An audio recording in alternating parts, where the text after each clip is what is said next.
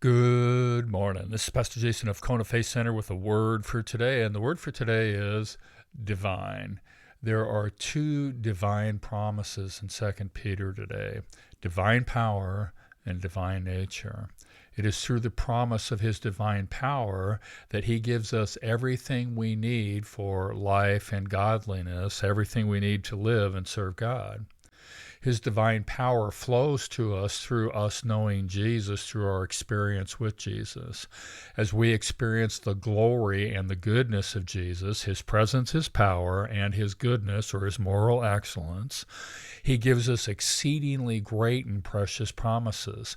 The idea here is important. We must have a vibrant, alive, growing relationship with Jesus. It is in this vibrant, alive, growing relationship with Jesus, it is in this experience of Jesus that we receive gifts. Gifts of his divine power, gifts of his glory, gifts of his goodness, gifts of everything we need for life and godliness, gifts of everything we need to live and serve God in a way that pleases him. And it is through these gifts that we share in the divine nature. This is such a radical idea that it needs some clarification. We take on the very nature of God. When we're talking about the nature of someone, we're talking about their character qualities, their attributes. In this case, the word goodness, which when applied to God means his excellent moral character, his virtue, or his moral excellence. We share God's excellent moral character through these gifts. This is what is meant when we say become more and more like Jesus. So we have the ability, the potential to be like Jesus, to have the moral excellence of Jesus through our personal experience with Jesus.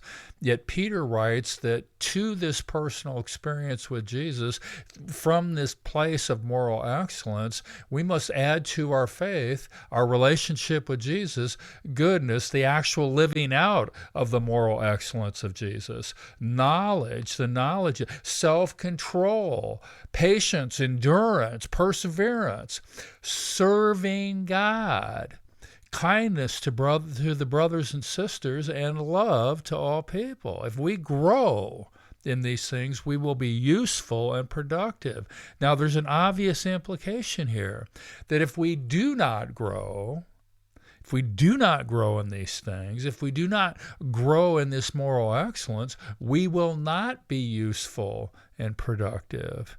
Do all these things, and we will be certain that we really are called and chosen by God, and they will never fall. Once again, the obvious implication: if we do not grow in these things, we will not be certain that we really are called and chosen by God, and that we will never fall. Peter writes that he will remind the people constantly of these things. And when he goes, or when he dies, he will make sure there is someone to remind them after he is gone. I see this as something I need to do as well. And Peter gives us the key to actually doing these things, to actually living this way, to actually growing in these things. Follow Jesus.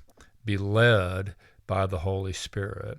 There are two divine promises in 2 Peter today: his divine power, his divine nature. The word for today is divine. God bless. Check in tomorrow.